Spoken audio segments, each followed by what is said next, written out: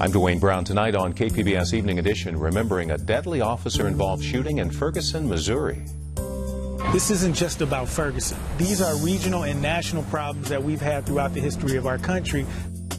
The national debate sparked by the death of an unarmed black teenager, the lawmakers trying to change the way police interact with the public. San Diego's come a long way since being called Enron by the sea. I'm Peggy Pico with an update on city finances.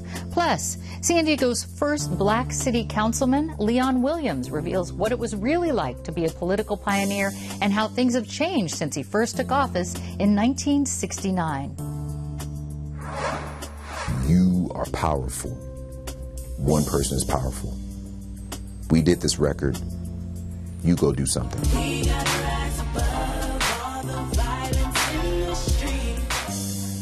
Taking back Southeast San Diego and changing the negative narrative, the musical project helping rappers do just that.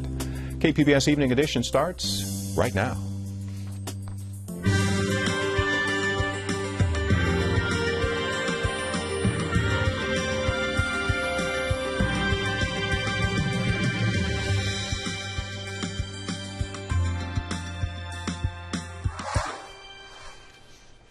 Hi, good evening. Thanks for joining us. We began with a developing story out of Colorado tonight. James Holmes, the man convicted of a deadly shooting rampage at a movie theater, will spend the rest of his life behind bars without the possibility of parole. Jurors spent less than 7 hours deliberating. They were unable to come to a unanimous verdict on the death penalty. They rejected his insanity defense last month. The former San Diegan was found guilty of opening fire inside a crowded theater 3 years ago, killing 12 people and injuring 70 others. We'll have more on the decision and what may be next for James Holmes tonight on the PBS NewsHour. That begins at 7 o'clock, right after Evening Edition. The presidential campaign trail landed in San Diego today. Former Secretary of State Hillary Clinton drumming up support here in La Jolla for cash. She headlined a big-ticket breakfast fundraiser at the home of Qualcomm co-founder Irwin Jacobs. Supporters contributed between $1,000 to $2,700 for tickets. This is Clinton's first visit to San Diego since she declared her candidacy. More than 24 million people watched the first primetime debate for the Republican presidential ticket. 10 candidates shared the stage last night in Cleveland. The debate turned into a bit of a slugfest, with former frontrunner Donald Trump feeling the heat. He warned he may run as an independent if denied the GOP nomination. I cannot say I have to respect the person that, if it's not me, the person that wins. He buys and sells politicians of all stripes. He's already, hey, look, he's already hedging his bet on the Clintons, okay? The next debate for Republican candidates is set for September 16th at the Reagan Library in Simi Valley. The first debate for Democratic presidential hopefuls is set for October 13th in Nevada. Peaceful protests planned in Ferguson, Missouri, marking the one-year anniversary of the shooting death of Michael Brown, the black teenager shot and killed by a white police officer, sparking violent protests and demands for change. Associated Press reporter Alex Sands explains how lawmakers in Missouri and around the nation responded. Ferguson, Missouri sparked a national conversation. Since the death of Michael Brown, an AP analysis found 24 states have passed at least 40 new measures. The aim, changing how police interact with the public. You have a greater level and a greater calling for accountability when it comes to law enforcement. And I think that tone was set right here in St. Louis and Ferguson. Yet for all the action, far more proposals have stalled. Some have outright failed. We as a state, we could have showed the world the best practices by way of body cameras here in the state of Missouri. And we dropped the ball in the 98 General Assembly. I mean, that was one thing that we could have gotten right that we didn't get right. Over the past year, scores of bills were introduced in state houses across the country. Some required more training for police officers. Others required them to wear cameras. After a North Charleston officer killed an unarmed man, South Carolina became the first state to require the cameras for all police departments. I think it's a win for everybody, and it's something that we have fortunately seen the benefit of wisdom in making possible. So far, 16 states have passed body camera measures, from studying cameras to subsidizing them. Some have passed laws to curb the flow of military equipment to local law enforcement. Missouri now limits how much cities can profit from traffic tickets and court fines, a response to complaints of aggressive policing to generate revenue. Few states have changed their policies on the use of deadly force. This isn't just about Ferguson. These are regional and national problems that we've had throughout the history of our country. Now we just have a symbol, if you will, to start addressing some of those changes. A year later, there is praise for steps taken. There's also concern that cameras and training don't go far enough. Alex Sands, The Associated Press, St. Louis. Keeping the promise to remember alive, today marked the 4th memorial fundraiser for San Diego police officer Jeremy Henwood. He was shot and fatally wounded while stopped at a traffic light in City Heights. All officers, there's an officer shot, he's still breathing. Just minutes before this chilling 911 call from a woman who stopped to help Officer Jeremy Henwood, he was last seen on surveillance video at a nearby McDonald's buying cookies for a kid who was short on change. A small act of kindness still remembered 4 years later. He didn't know anyone would ever see the surveillance video of him buying cookies for that young man, or that it would come to touch the hearts of everyone who has watched it since. I promised the Henwoods that Jeremy would never be forgotten. Not by me, not by our department, and that his name, his legacy, would always be kept alive. Surrounded by a sea of blue, this park was named in his honor last year, after a campaign spearheaded by neighbors in City Heights. And for anyone who buys cookies today from the McDonald's around the corner, a portion of the proceeds will benefit the families of slain officers. Jeremy Henwood's mother remembered her son with words from a memorial tribute.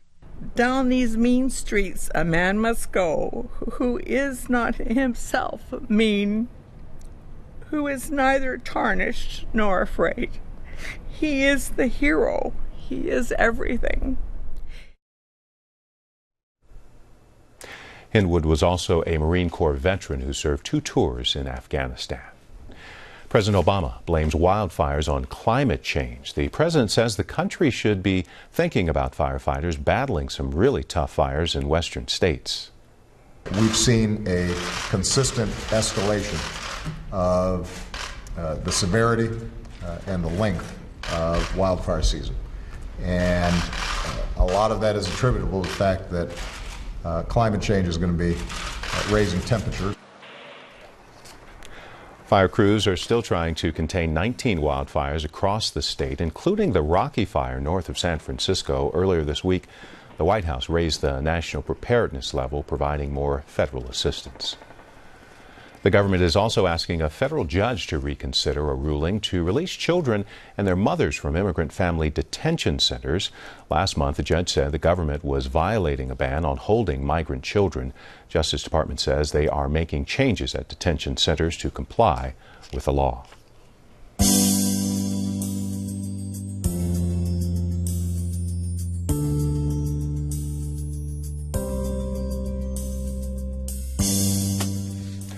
A new audit says San Diego has come a long way since it was called Enron by the sea. Peggy Pico takes a closer look at the city's financial picture. In 2005, the city of San Diego was in financial trouble. It was facing a pension crisis. Federal investigations were underway.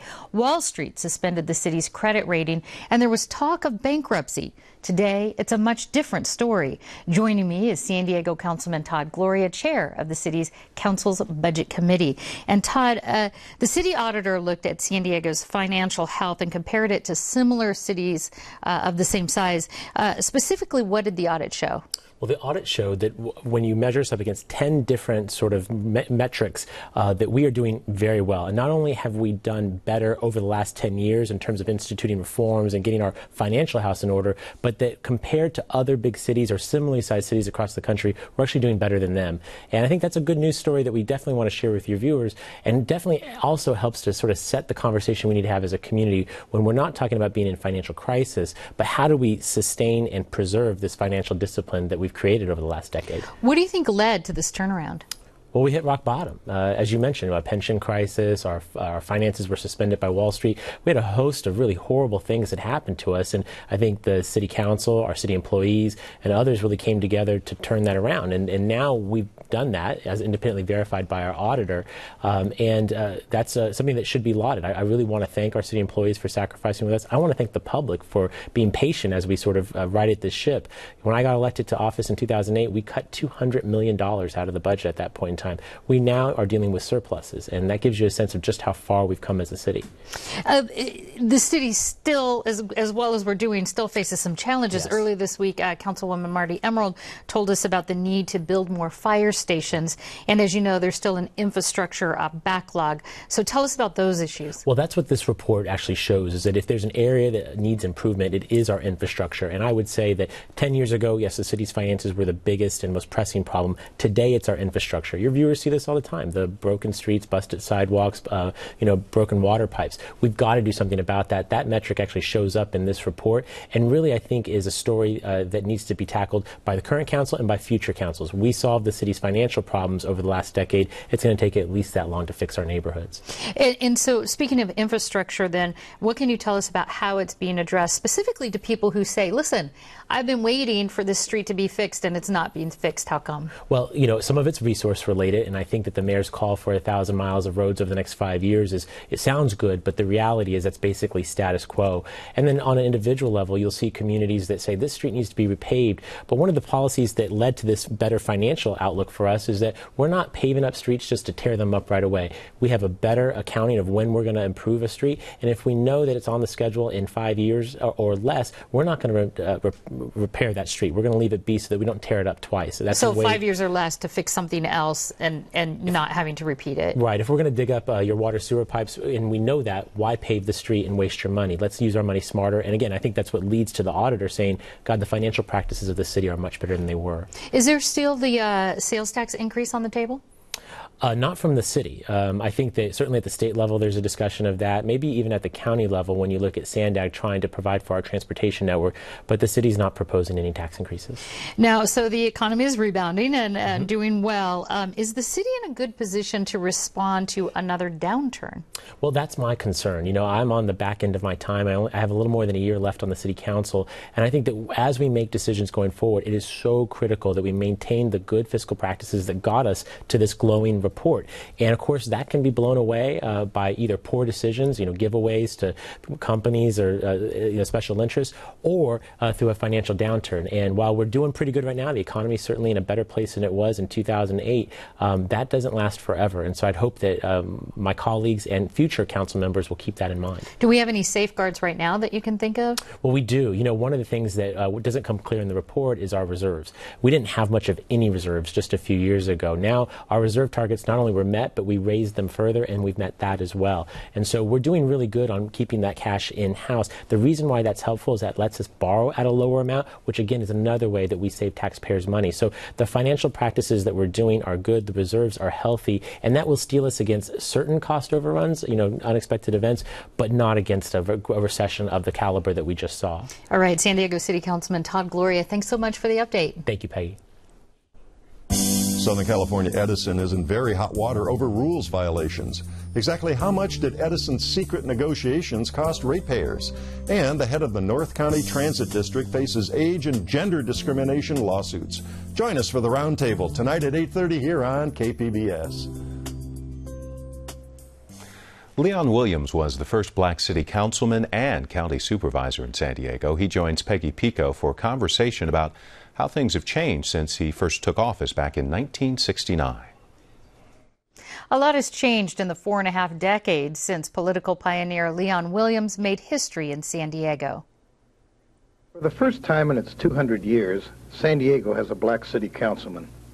His name is Leon L. Williams, and his career seems to have been tailor-made for the challenge of bridging one of San Diego's final color barriers. That was Peter Kay reporting for KPBS back in 1969. Today, at age 93 years old, Mr. Williams reveals how he helped transform San Diego from his time on the city council and then as county supervisor in a new biography by Lynn Carrier called Together We Can Do More, The Leon Williams Story.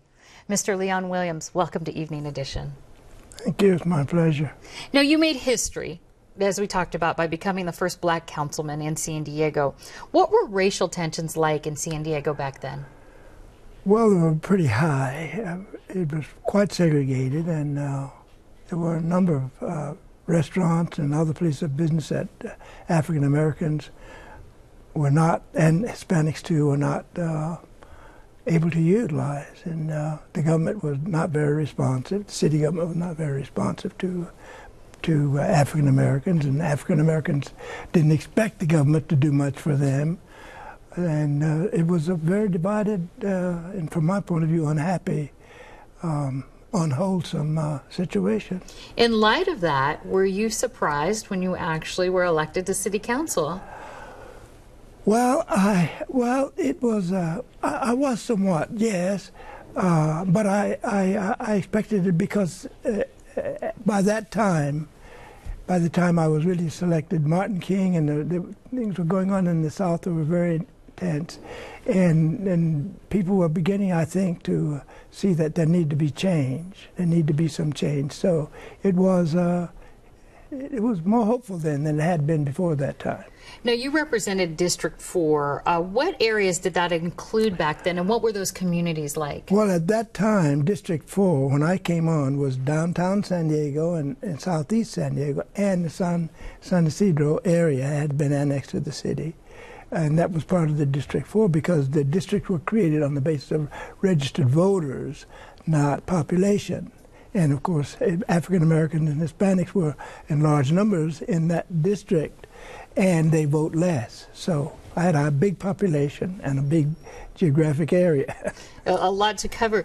Now, you had specific concerns for your district and those communities. Let's take another look at that 1969 KPBS interview. How can the man improve his house if he owns it next door to a used car lot? I think that people in this community have a desire to be proud of their community as everybody else does.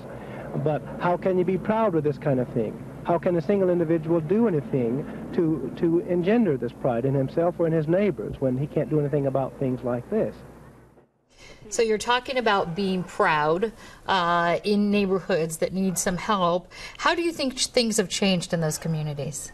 Well, I think that, I went over there fairly recently, and that looks pretty much like it did then, as a matter of fact. But I think that it has changed a lot because African Americans and other minority people are able to move in different places now, and I think those areas, though, still look pretty much like they did because the city has not really gone there or caused any redevelopment to take place. So but the people are better off, I think. The people are better off. So what would you say would be the priority for the city to do in these communities still?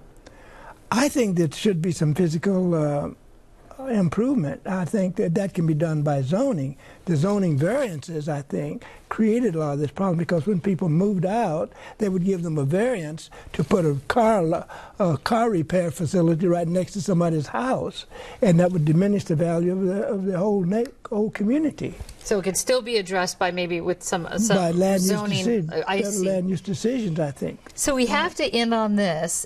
Years and years in public service, both on the city council and then as a county supervisor. What are you most proud of in your public service time? Well, I think the downtown redevelopment, because CCDC did a great job, I think, and I created that, and I did one for Southeast, and that has done something. And I also think that the involvement of people expect more, they demand more themselves, and I think the government is better. It's a better government than it was by quite a lot, I think. Thanks to you, well, in part. Thanks to you. Thank you, and to the other people who helped. Indeed, indeed. Yeah. Mr. Leon Williams, thank you so much. It's my pleasure. I'm Gwen Eiffel. On the next news hour, we travel to France, where thousands of migrants are flooding the tunnel to the UK. That's Friday on the PBS NewsHour.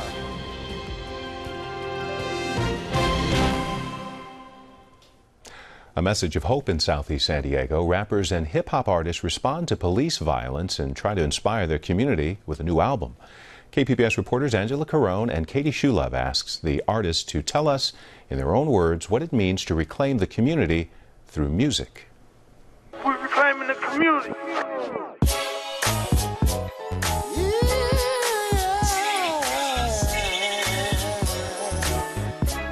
Southeast San Diego, just to be blunt, is just, you know, a lot of it is just the struggle.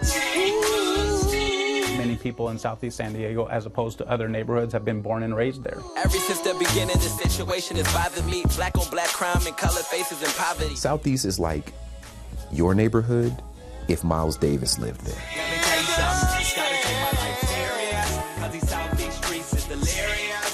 My name is Parker Edison. I'm the executive producer of the Reclaim the Community record compilation, the mixtape.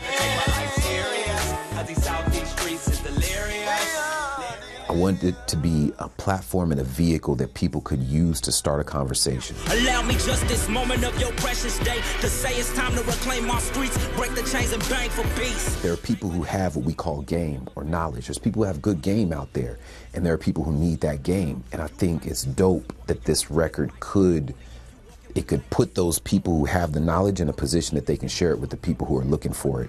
We can overcome. We standing on the sun. We jamming on that one love my people own. My name is Khalid. Some people know me as Paul Alexander, and I am the kind of program coordinator, so the project coordinator for the Reclaiming the Community CD. We can lift us to the sky. Issues of police violence, issues of racial profiling, and all of these issues, none of these things are new to the communities where they're happening, right? So what's new, I think, is the coverage that's being given to a lot of these things. From Southeast to Ferguson, death is worldwide. From LA to New York, it's homicide. One of my favorite tracks on it is an artist named Silhouette, aka Hada.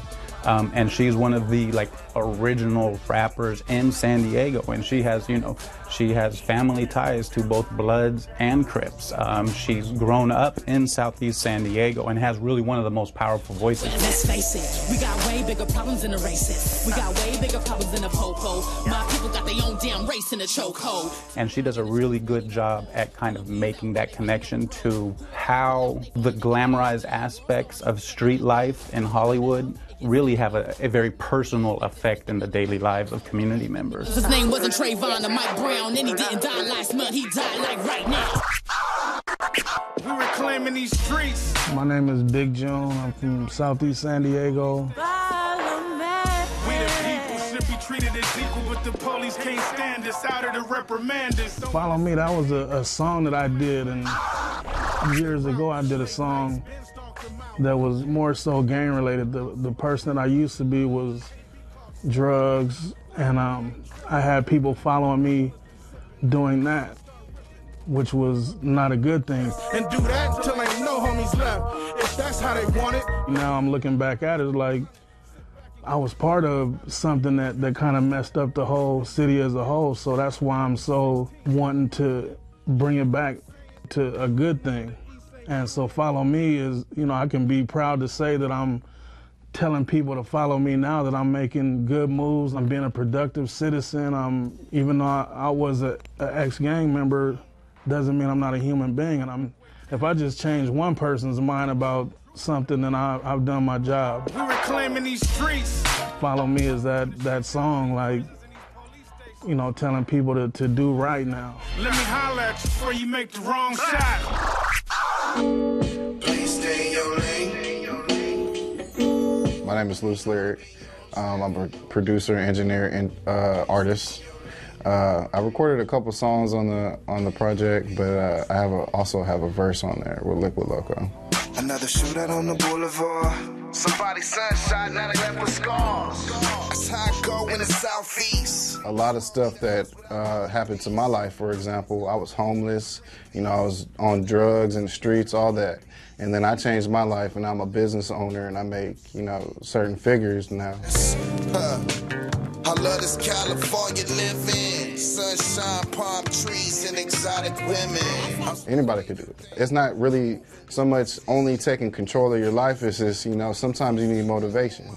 You know, that's why we do stuff like this. Somebody's going to look at this and it's going to motivate them to be better. We gotta rise above all the violence in the streets. We are the only ones who can stop the negativity. For me, reclaiming the community goes back to that thing, you can do something. You are powerful. We did this record, you go do something. And that's how you reclaim the community. I'll show you the way. Yeah, yeah, yeah, yeah. Just follow me. You can find links to purchase the Reclaim the Community CD on kpbs.org. Staying dry for the weekend here in San Diego. A mix of sun and clouds along the coast. Temperatures mostly in the 70s over the next few days. Warmer for the inland valleys. Temperatures in the 80s there. Plenty of sunshine for the mountains. 70s and 80s. And feeling hot again in the desert with triple digits. You can find tonight's stories on our website, kpbs.org/evening edition. Thanks for joining us. You have a great weekend.